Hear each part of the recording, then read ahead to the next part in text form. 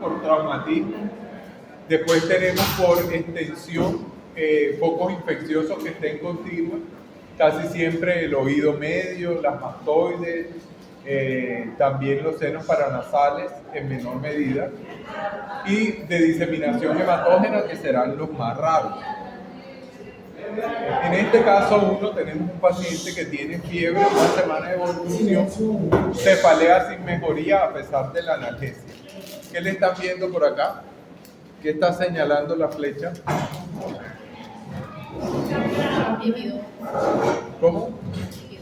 Correcto, líquido. ¿Y qué forma tiene? De las hemorragias que hemos visto, ¿a cuál se parece? Epidural. Se parece a una hemorragia epidural, ¿cierto? Bueno, así como existen hemorragias epidurales, también existen empiemas epidurales. Y esto es un empiema epidural. Fíjense que el empiema, por el cuadro clínico y por esto que te voy a decir ahora. Este empiema epidural está al lado de la mastoide. Así que supongamos que esto fue por contigüidad y que el paciente tenía una mastoiditis de esas incurables, se perforó y terminó infectando el tejido adyacente. Fíjense que hacen una colección muy igual a un absceso, o sea, es una colección que en el T2 se veía hiperintensa y en el T1 se ve hipointensa. Entonces se ve igual al líquido cefalorraquídeo y después del gadolinio, fíjense que tiene un refuerzo periférico. ¿No se repite en T1 se ve cómo? En T1 se ve hipointenso, en T2 se ve hiperintenso y con el gadolinio, que son estas dos secuencias, se ve un refuerzo. Fíjense que además del refuerzo del borde periférico de la lesión, también se ve un refuerzo de la meninge que recubre el cerebelo. Esos refuerzos meningios son una infiltración de la meninge, son una inflamación local en la meninge y representan una meningitis. O sea, este paciente está grave. O sea, tiene un absceso en el espacio subepidural y además de eso tiene una meningitis por contigüidad, por la contigüidad del empiema que estaba ahí. Los realces meningios no son normales. De hecho, las meningitis que ahorita vamos a hablar un poquito de ellas, se representan solo por el realce meningio. Y los realces meningios son un realce en el borde. Fíjense en el cerebelo del lado derecho, tiene este realce lineal en su borde, del otro lado ese realce no existe. Entonces ese realce meningio es una meningitis. También está realzando la tienda del cerebelo, la del otro lado no realza. Este realce también representa una meningitis. Los empiemas epidurales pueden cruzar la línea media, al igual que las colecciones epidurales, a diferencia de los subdurales. Eso es una, digamos, una herramienta, un pequeño tip de la imagen que nos sirve para diferenciar un hematoma del otro cuando los dos son muy parecidos. Hay hematomas epidurales que son pequeños y cuando son muy pequeños parecen una semiluna. Se pueden diferenciar del subdural porque atraviesan la línea media. Entonces, si ven un hematoma de los dos lados, no puede ser un subdural aunque sea pequeño, sino que tiene que ser un epidural. ¿Cómo así era? La línea media de la os del cerebro, si atraviesa de un lado para otro, si es derecho y izquierdo al mismo tiempo, no puede ser subdural. Bueno, este caso 2 tiene un paciente también con cefalea, fiebre, antecedentes de sinusitis y en este caso hay edema palpebral. ¿Qué le están viendo por acá? Hematoma subdural.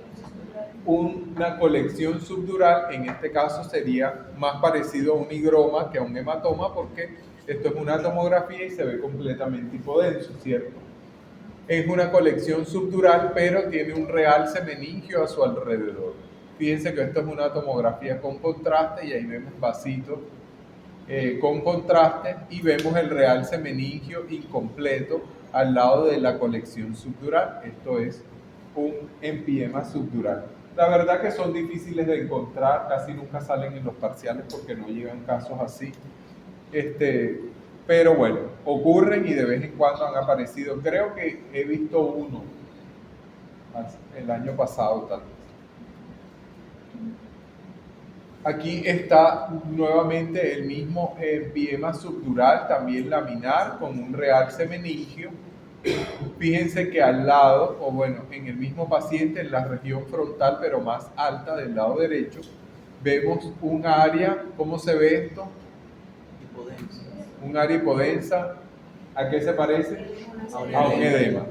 Exacto, esto se parece a un edema, la sustancia gris está respetada y esta área de edema tiene la particularidad, que no lo habíamos mencionado antes, de tener áreas de refuerzo que le vamos a llamar refuerzos iriformes, que son pequeños refuerzos incompletos que parecen unos vasos sanguíneos chiquitos en el interior. Aquí tenemos uno, acá tenemos otro, acá tenemos otro. Así como les había dicho que la simetría nos servía para todo, lo asimétrico también nos sirve para ver las diferencias. Esto no puede ser un vaso sanguíneo porque no está del otro lado, tampoco está del otro lado, tampoco está del otro lado. Esas son áreas de refuerzo giriforme. Fíjense, por ejemplo, si buscamos vasos sanguíneos, este pequeñito que se parece a los de adelante, sí está de los dos lados. Entonces esto sí es una estructura vascular. Pero todas estas de acá no. Pues como no están del otro lado, son un refuerzo patológico y son un refuerzo giriforme de un área de inflamación. Esto es un área de cerebro que se infectó, o sea, ese hematoma subdural está haciendo su agosto y este bicho logró pasar al parénquima y en el parénquima está produciendo una infección focalizada. Esto es el camino para desarrollar un absceso un absceso cerebral, pero comienza así. Esto se llama área de cerebritis. Entonces, esa imagen de edema con refuerzos iriformes es un área de cerebritis y es por donde comienza a caminar el absceso. Digamos, son los primeros pasitos. Es el bebé del absceso. Pero bueno, volviendo a nuestro empiema subdural, es una emergencia médica, requiere cirugía rápida, no cruzan la línea media, a diferencia de los epidurales. Aquí tenemos un caso 3, el cuadro clínico más florido de la historia, de cefalea, rigidez de nuca, vómito, linfotofobia, ¿qué es? Una meningitis. Y las flechas están señalando un área de refuerzo meningio en el que se ve una imagen lineal que está bordeando a la protuberancia anular, al mesencéfalo de ambos lados. Fíjense que el refuerzo es incompleto y tenemos áreas que no refuerzan y otras que sí. En la parte de atrás no se ve nada de ese refuerzo. Entonces, meningitis son todos los refuerzos de la periferia del sistema nervioso central. Los vasos sanguíneos no refuerzan en forma periférica, es decir, no le hacen un marquito como si estuviéramos dibujando el borde del órgano, sino que los vasos sanguíneos entran y salen, a veces tienen un trayecto corto y enseguida, digamos, al lado en el borde, pero enseguida salen a la periferia. Más bien sus trayectos son lineales, pero no en el borde. ¿Esta qué vista es? Coronal. ¿Coronal o sagital? Digo coronal.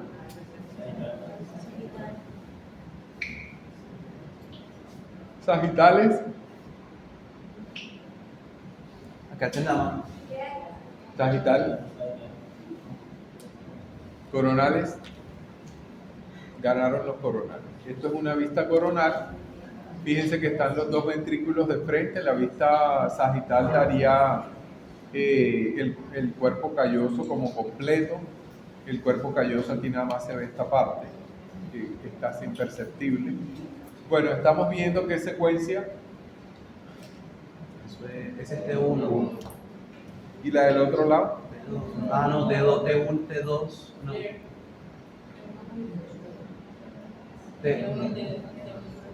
T1 con gadolinio. Ok, entonces tenemos T1 y T1 con gadolinio. ¿Qué diferencia hay? ¿Cuál es el hallazgo entre una y otra?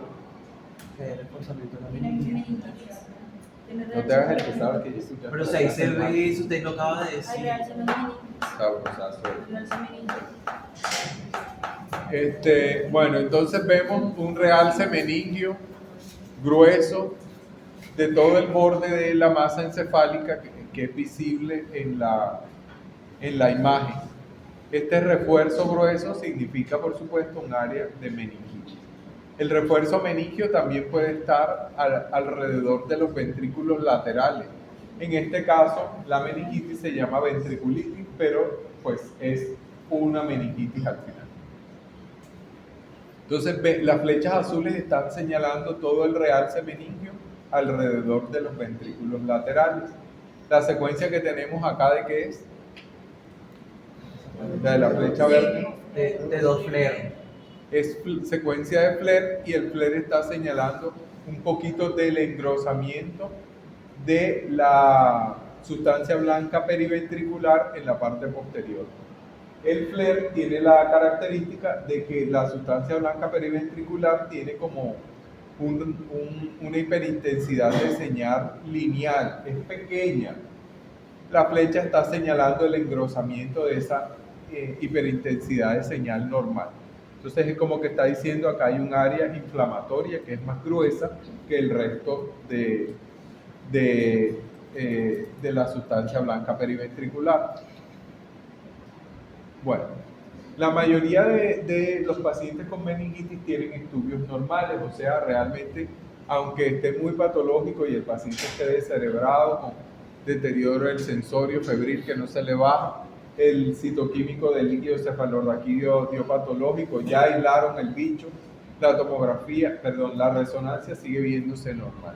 La tomografía no sirve para estudiar meningitis porque como el hueso es hiperdenso en tomografía, pues no se va a ver, va a ser muy difícil detectar un área de refuerzo periférico, ¿cierto? A menos que sea una ventriculitis y se pueda ver algo, pero en la masa encefálica en sí no se va a ver el refuerzo. Así que esto se estudia con resonancia. Las meningitis virales y bacterianas tienen un realce delgado y lineal. En cambio, la meningitis fúngica y la meningitis tuberculosa tienen un refuerzo grueso y a veces nodular, como el que veíamos en la imagen coronal, donde el refuerzo de la meninge se ve bastante grueso, parece que tuviera medio centímetro. Esto sería de algo viral o bacteriano con un refuerzo que es lineal y será 1 milímetro por ahí que tenga eso de espesor. En este caso 4 tenemos un paciente que tiene síntomas motores en el miembro superior izquierdo, desviación de la comisura a la derecha desde hace 3 días y además de eso fiebre y cefalea. ¿Estamos viendo qué? ¿Estamos viendo qué estudio? Una tomografía. Una tomografía y estamos viendo una imagen redondeada, hipodensa, señalada por la flecha azul, que tiene un refuerzo capsular incompleto. Hay algunas áreas de la cápsula que faltan, pero tiene áreas de refuerzo que se ven bien definidas. Y el área hipodensa a su alrededor corresponde a un área de edema. Este es el mismo paciente, sin y con contraste. Fíjense el refuerzo de la cápsula, cómo se ve de notorio al comparar la fase simple con la fase contrastada. ¿Qué secuencia tenemos por acá en el axial? Ese parece de dos flares también. Esto es un flare y esta por acá es una secuencia de T1 con gadolinio.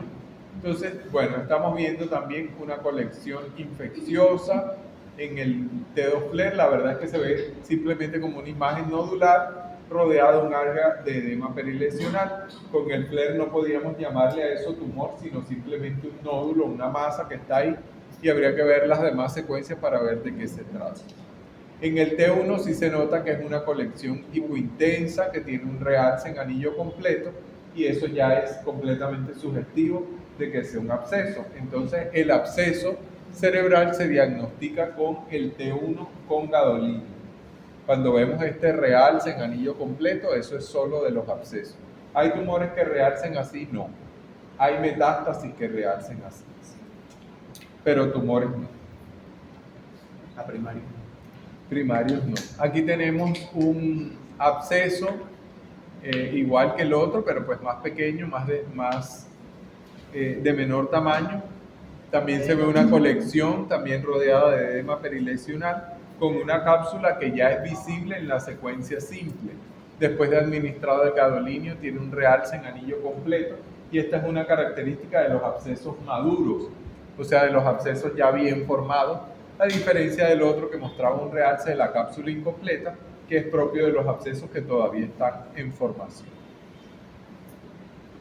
Los abscesos, y esta será la diferencia con las metástasis, los abscesos en la secuencia de difusión muestran restricción, o sea que en difusión se ven hiperintensos el absceso, y tienen caída de señal en el mapa de ADC, es decir que en el mapa de ADC son hipointensos. Entonces el absceso en el cerebro se ve hiperintenso en T2 porque tiene contenido líquido, se ve hipointenso en T1, tiene un realce en anillo completo, tiene restricción en difusión y caída de señal en el mapa de ADC. Eso es muy importante porque morfológicamente los abscesos pueden ser iguales a las metástasis. Estas imágenes de acá corresponden a una metástasis, y fíjense que en la imagen el T1 sin gadolíneo muestra también una imagen nodular redondeada que tiene un halo periférico bien definido. El halo realza en anillo completo después de administrado el gadolíneo, también tiene edema perilesional, y la diferencia es que las metástasis no tienen restricción en difusión y en el mapa de ADC se ven hiperintensas. Entonces, la diferencia entre el absceso y las metástasis está en la difusión. En la difusión y el mapa de ADC. Ok, ya los escuchó 2 veces. 4, porque en la clase pasada también me pusiste a repetir el mismo pedacito. No, Pero ahora va como que yo tengo mala memoria. Entonces, diferencia de absceso. Morfológicamente, el absceso puede ser igual a las metástasis. La diferencia entre el absceso y las metástasis va a estar en la secuencia de difusión. Las metástasis no restringen en difusión, es decir que en difusión se ven oscuras, se ven hipointensas, y en el mapa de ADC se ven hiperintensas. El absceso es completamente lo contrario. El absceso se ve restrictivo en difusión, es decir que se ve hiperintenso en difusión, y se ve hipointenso en el mapa de ADC, es decir que tiene caída de señal en el mapa de ADC. En las demás secuencias, en el T1, en el simple y en el T1 con gadolínio, y en el T2 y en el FLAIR se van a ver iguales. Se van a ver como colecciones con pared que tienen edema perilesional y tienen realce en anillo completo. Entonces son igualitos. La única diferencia está en la difusión. La mayoría de abscesos ocurren por diseminación hematógena o por inoculación directa. Son más raros los abscesos por contigüidad. Así como les mostraba en la primera diapositiva, el primer caso, los abscesos comienzan siendo una cerebritis temprana, y ese proceso ocurre en los primeros 3 días, donde lo que se ve es un área hipodensa de edema que tiene un patrón de realce giriforme o realce variable. Poco a poco y hacia el tercer día comienza a aparecer el núcleo de necrosis central, y ese núcleo de necrosis es lo que se va a ver como un área hipointensa, es decir, como el área líquida central. Entre el día 4 y el día 9 tenemos un área de cerebritis tardía, en el que la lesión ya tiene un aspecto más nodular, aunque no tenga una cápsula formada en ese momento. Se ve como una imagen nodular que tiene señal de líquido o que es hipodensa en tomografía y está rodeado de un área de edema. Todavía no se ve el realce. El paciente, por supuesto que es un paciente que está con fiebre, con deterioro importante del sensorio, y aunque no tengamos un realce anular, podemos ver realces giriformes alrededor del centro necrótico y el realce giriforme va a estar en el área de edema periférico.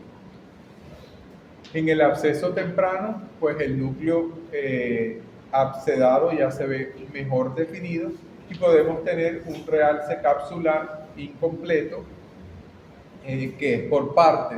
Ese realce capsular puede ser incluso como nodular, o sea, tener así como si fuera una imagen punteada, un pedacito sí, un pedacito no, un pedacito sí, un pedacito no, rodeando la lesión.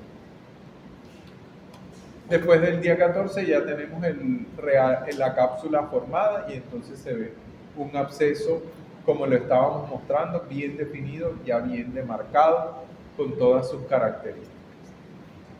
La aspergilosis cerebral es un diagnóstico también diferencial del absceso cerebral, porque morfológicamente puede verse igual, también tiene un realce en anillo completo, también restringe en la secuencia de difusión. La diferencia va a estar en el T2 GRE, donde se ve contenido de sangre o calcificación en su interior. Entonces la aspergilosis también es un diagnóstico diferencial, pero en el T2 GRE se ve hipointenso, es decir, que tiene sangre o tiene calcificación. Lo que se ve hipointenso en el T2 es sangre o calcificación. Bueno, por acá tenemos un paciente con cefaleas sin fiebre que tiene convulsiones. Estamos viendo una neurocisticercosis y lo que estamos viendo son lesiones que son muy iguales a los abscesos. Entonces aquí ya la cosa se comienza a complicar porque empezamos a ver muchas lesiones que son similares. Las metástasis, la aspergilosis y ahora el neurocisticerco, todos parecen un absceso. Importante entonces, la neurocisticercosis no produce fiebre. Ese paciente viene por dolor de cabeza, tiene convulsiones, alguna otra cosa, pero fiebre no. El absceso cerebral, por supuesto que va a estar febril y con deterioro del sensorio. Este paciente con neurocisticercosis, fíjense que tiene dos lesiones de tamaños diferentes. La neurocisticercosis tiene unas etapas que ahora vamos a mencionar y casi siempre son no una lesión única como los abscesos cerebrales, sino que son lesiones múltiples que tienen diferentes estadios. La neurocisticercosis tiene una afinidad por las uniones cortico-subcorticales, pero también puede estar en los ganglios de la base. Pero digamos que el lugar predilecto son las uniones cortico-subcorticales. Las primeras tiene 4 fases, las 3 primeras son formas activas de la enfermedad, o sea, formas infecciosas y que pueden producir síntomas de la enfermedad. Primero tenemos la fase vesicular, que en la escala evolutiva también será la primera que ocurre cuando el bicho infecta a la persona. Fíjense que tenemos una imagen nodular redondeada, son múltiples. Este paciente tiene 3, 4, 5, 6 lesiones. Todas son hipointensas en nuestra secuencia de T1. En el T2 se verán hiperintensas y tiene en el T1 un punto hiperintenso en el interior que es el escoles del parásito. Este es el bicho adentro del cerebro. Entonces él crea su casita y se queda ahí guardado, parece un pájaro mirando por el hueco del árbol. Entonces, esa se llama fase vesicular y digamos que es la fase inicial de la infección. Después tenemos una fase coloidal, que es la fase que señala la flecha, donde es completamente igual a un absceso, tiene edema perilesional, realce en anillo y es una lesión necrótica, digamos, con un realce en anillo completo. Entonces se ve exactamente igual que un absceso. Después tenemos una fase nodular granular, que es la última fase activa de la enfermedad, en que la lesión ha disminuido de tamaño a su mínima expresión. Perdió el edema perilesional, pero fíjense que sigue viéndose perdón, como un microabsceso, o sea, es un puntico y que es casi imperceptible en las secuencias, en el T1, en el T2, en el FLER, y donde se va a ver es en el T1 con gadolinio, donde tiene un refuerzo en anillo completo. La fase nodular granular de la neurocisticercosis. Y la última fase, que es la fase nodular calcificada, es la forma inactiva de la enfermedad y es cuando la lesión pues se calcificó y ahora va a ser un punto de calcificado en la tomografía, que pues va a ser fácil de ver porque se ve hipertenso, y en la resonancia va a ser localizable en el T2 GRED, donde se va a ver un puntico ahí negro de calcificación. Este paciente tiene VIH, un recuento bajo de CD4. ¿Ustedes saben cuáles son los CD4? Bueno, son un tipo de linfocito que ustedes saben que los linfocitos son los atacados por el bicho, por el virus, entonces son los afectados por la enfermedad. Entonces tiene un recuento bajo de CD4. Eso es importante porque a los pacientes que VIH positivos que están controlados, digamos, que están recibiendo sus medicamentos y que tienen su recuento de linfocitos normales, el toxo no los afecta. Pero cuando el recuento de CD4 baja mucho, el toxo llega enseguida. La toxoplasmosis cerebral es muy, muy común en los pacientes con VIH mal controlado. Da por supuesto cefalea, desorientación y enfermedad febril. La toxoplasmosis tiene una predilección por los ganglios de la base, pero también puede estar en las uniones córtico-subcorticales. La toxoplasmosis también se ve como otro absceso cerebral, con todas las mismas características. Son lesiones múltiples, igual que la neurocisticercosis. Entonces vamos a formar diferencias entre los casos clínicos. Un absceso cerebral de un paciente X que, digamos, tuvo un accidente en moto, hizo un hematoma, después por alguna razón, bueno, se le abrió el cráneo, tuvo una fractura, llegó una bacteria, infectó, se le había abierto la piel, lo curaron mal, se fue para su casa, se curó allá y se infectó. El absceso va a ser una lesión única, absceso cerebral de un paciente inmunocompetente normal que le podría pasar a cualquier persona. Una lesión única, absceso cerebral. Si tengo múltiples abscesos, todos con edema perilesional, no vamos a pensar que es realmente un absceso cerebral. Lo más común es que ese paciente sea inmunosuprimido y sea un VIH. Ahora, si tenemos un absceso cerebral con lesiones de diferentes tamaños, que tienen diferentes características, entonces lo más probable es que sea una neurocisticercosis. Ojo al dato porque pues, es lo que les va a ayudar a pensar cuando tengan el paciente enfrente y cuando estén contestando el examen. Diferentes tamaños y diferentes estadios, una con edema, otra sin edema.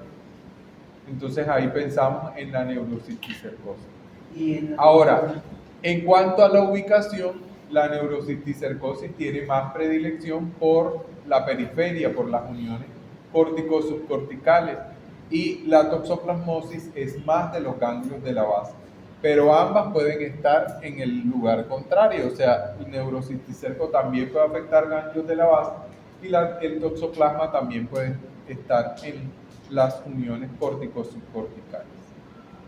Esto, con una lesión única así, córtico-subcortical, pensar en una toxoplasmosis es porque ya sabemos que el paciente es VIH positivo y porque en el resto del estudio tengamos otras lesiones, pero con una sola lesión, la verdad que no, hay que pensar en un absceso.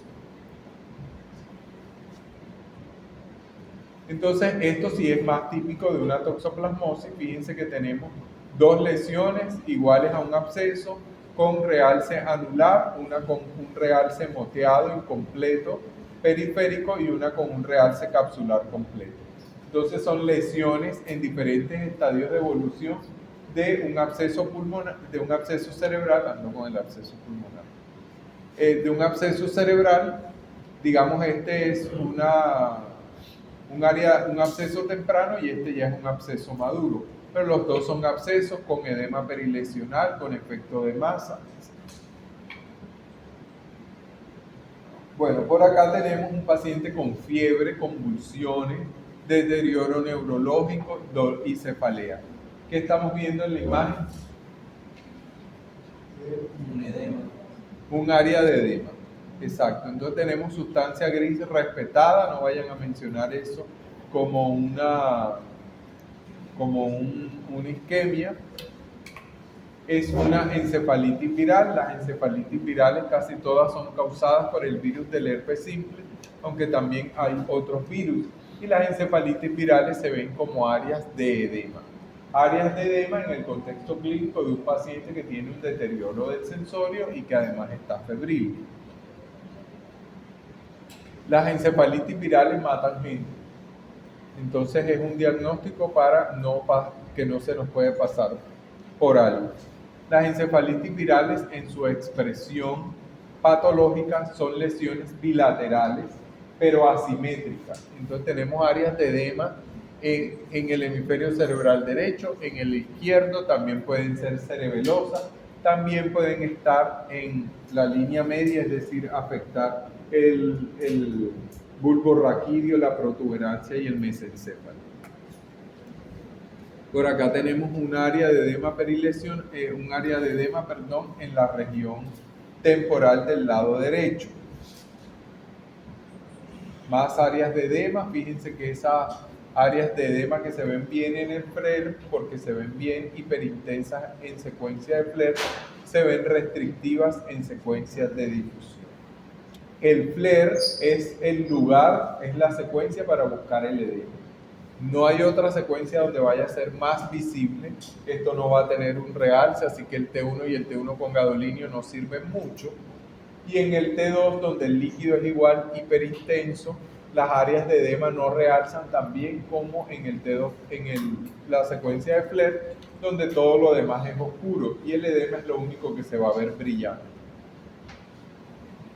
La encefalitis viral puede tener áreas de realce giriforme, así como una cerebritis temprana.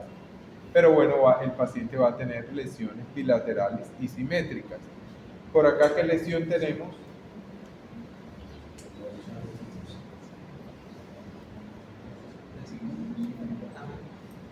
Diferentes tamaños, hay ganglios de la base, corticosubcorticales, áreas de edema, parece una neurocisticercosis y el diagnóstico diferencial definitivamente lo tendríamos que hacer con el TOX. Nos serviría mucho tener el T1 con gadolinio para ver el comportamiento de las lesiones y ahí estar un poco más seguro. Por aquí, neurocisticercosis, esta sí muy clara con una lesión en el estadio coloidal, otras dos lesiones en el estadio coloidal y dos lesiones en el estadio nodular. Bueno, esta sí parece calcificada y esta nodular granular. Por aquí, ¿qué tenemos? Una encefalitis viral, áreas de edema, áreas que se ven hiperintensas en secuencia de FLAIR y que tienen un poquito de restricción en secuencia de difusión. En el T1 no se ve nada. Por aquí, otra neurocisticercosis, diferentes estadios, un estadio coloidal, un estadio nodular granular, otros estadios coloidales, múltiples lesiones. Por acá, que vemos una encefalitis viral, ¿cómo se llama esto? En la secuencia T1 en sagital, lo que está mostrando es la herniación de las amígdalas cerebelosas. Las amígdalas pueden descender debajo del foramen magno, que sería una línea imaginaria una línea imaginaria que tracemos así. Este descenso, este cacho que resalta por abajo, es el descenso de las amígdalas cerebelosas y eso es completamente patológico. ¿Cómo lo borro?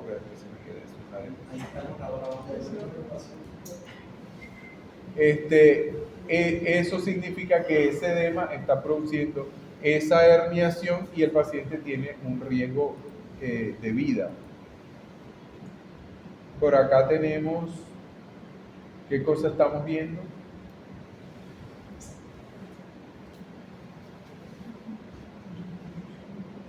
Son lesiones más pequeñas, así que ya son más difíciles de ver. Una neurocisticercosis, estadio nodular granular por acá, que parece calcificado. Y bueno, aquí más nodular granular perdiendo su edema. Otra encefalitis viral. No hemos terminado, no se vayan. No, pero vamos a salir, esto es un momentico. Vámonos temprano. ¿Dónde está? En 10 minuticos nos vamos. ¿Dónde está el 11? Arriba. Ahí en PCNU. Ya. Bueno. Tenías que dejar que lo buscara. Qué cruel. No, pero nada más se la puedo pasar rapidito porque no hay mucho que quiero que sepan. Lo que quiero que sepan del neonato, que es diferente al cerebro del adulto, es el proceso de mielinización. Resulta que el neonato nace con el cerebro negro. Ustedes saben que en el T1 habíamos hablado que en nuestra secuencia anatómica veíamos sustancia blanca blanca y sustancia gris gris. Resulta que en el neonato la sustancia blanca se ve oscura, se ve hipointensa. Entonces la resonancia del neonato parece un agujero negro, o sea, todo es oscuro y es difícil de ver. Entonces es porque en ellos la sustancia blanca no se ha mielinizado y entonces la mielinización es la que le da su color al que estamos acostumbrados, que se vea ligeramente hiperintenso en la secuencia de T1.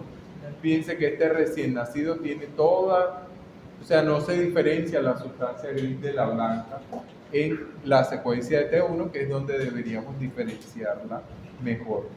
A medida que va creciendo, van apareciendo áreas diferenciadas, es decir, que el cerebro se va mielinizando poco a poco. En el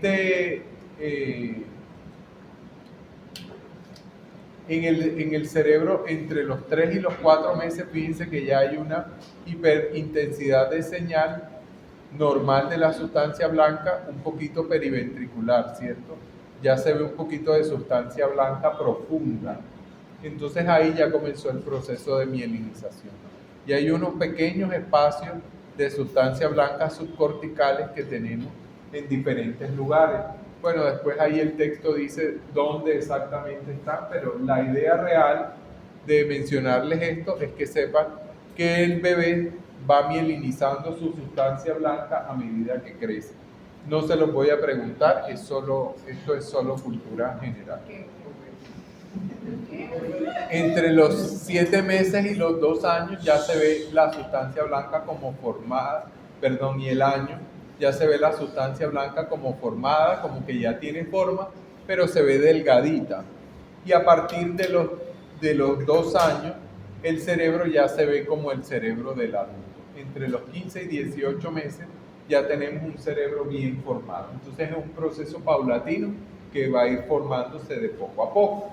Si les pongo un cerebro de neonato, yo no les voy a preguntar por el proceso de mielinización, sino por la patología que tenga, porque tengo un ACV isquémico, que ellos hacen isquemias, hacen hemorragia, pero cuando vean la negritud del T1, ustedes entiendan que, pues, dándole la edad, que es un proceso de mielinización que se va a dar. Sepan que existe una ecografía transfontanelar, que es una ecografía del cerebro. Hacemos una secuencia sagital en la que vemos el cuerpo calloso. Ahí se ve el cuerpo calloso. No se ve completo, el paciente lo tiene completo, pero no se ve completo por la angulación en el momento. Y después hacemos secuencias corte coronal con un barrido de adelante hacia atrás, en el que vamos viendo toda la masa encefálica, parte por parte. Ahí se ven las cisuras de Silvio. Es para que sepan que existe. La ecografía transfontaneral se puede hacer hasta que la fontanela se cierra, y la fontanela está abierta como más o menos los 6 meses, donde se cierra como entre el octavo y el 10º, pero se va reduciendo gradualmente. Durante los primeros 6 meses tiene un tamaño que permite hacer el estudio. Entonces, bueno, sirve para mirar si el paciente tiene hidrocefalia, si tiene alguna secuela. Hay peladitos que tuvieron un parto difícil, entonces pues no se va a notar un daño neurológico en el bebé, sino más adelante. Para hacer un diagnóstico temprano piden este tipo de estudios, y así miran si el bebé le quedó alguna secuela de un evento isquémico que hubiera hecho durante un parto prolongado, o si tuvo hemorragias después del nacimiento, si esas hemorragias dejaron alguna secuela. Entonces es un estudio que se puede hacer. Los bebés también hacen isquemia, igual que el adulto, por un camino diferente, pero son isquemias, y al final son una imagen muy igual a la que estamos viendo. Aunque isquemias iguales a las que ya habíamos visto, y también hacen hemorragias. No les voy a contar cómo se ven en la ecografía, porque no es algo que les vaya a presentar en el examen ni que ustedes se interesen por ver. Esto es un cerebro de un recién nacido. Fíjense que en la tomografía del cerebro del recién nacido también se ve la sustancia blanca muy oscura. Incluso se ve más oscura que la sustancia gris. Y esto hace parecer al ojo, a ustedes que les gusta enfermar a la gente, le hace parecer que tuviera una hemorragia subaracnoidea. ¿Cierto? Parece que tuviera hemorragia subaracnoidea en toda la masa encefálica que estamos viendo. Entonces, eso se llama pseudohemorragia subaracnoidea, porque realmente es una mentira de la imagen al ver el contraste de la sustancia blanca hipomielinizada del recién nacido con los surcos, pues con la sustancia gris periférica, que se va a ver muy hiperdensa para ellos en el contraste. Entonces, este paciente no tiene una hemorragia subaracnoidea, es un cerebro de un recién nacido normal, pero la imagen confunde. ¿Qué necesitan ver? Necesitan ver varios cerebros del recién nacido, para que cuando yo les ponga un cerebro de bebé en tomografía, no me digan que es una hemorragia subaracnoidea. Las hemorragias en los recién nacidos son más comunes al lado de los ventrículos, o sea, periventriculares. Es el lugar de ellos que más sangra con facilidad. Las hemorragias subaracnoideas no son comunes, y una hemorragia subaracnoidea será producto de un trauma, o sea, el bebé se cayó. Si el bebé se le cayó de las manos en el momento del parto, es más común que haga una hemorragia subaracnoidea. Pero la hemorragia del recién nacido pretérmino, la hemorragia de la labilidad porque se puso hipertenso, porque tuvo un momento de hipoxia neonatal, de un parto distóxico, esa hemorragia consecuencia de ese lado son de la matriz germinal, es decir, de la sustancia blanca periventricular. Las hemorragias del recién nacido se ven igual en la imagen, pero el lugar entonces más frecuente es verlo como algo intraparenquimatoso al lado de los ventrículos laterales. A veces son muy grandes, fíjense esta de por acá, gigante el hematoma, pero igual es un hematoma intraparenquimatoso. También pueden hacer sangrados intraventriculares, y yo diría que ese es el segundo sangrado de los neonatos que es más frecuente. Primero, intraparenquimatoso al lado de los ventrículos, y de segundo, la hemorragia intraventriculares.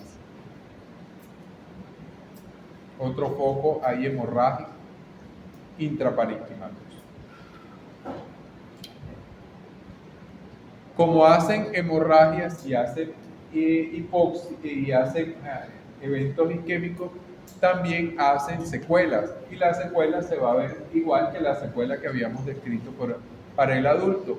Entonces en tomografía se va a ver el área hipodensa, bueno, esto es un T1, pero bueno, se ve igual en T1 el área hipointensa, igual al líquido cefalorraquídeo con todas las mismas características que habíamos visto cuando describíamos el área de encefalomalacia. Listo. Hemos terminado, son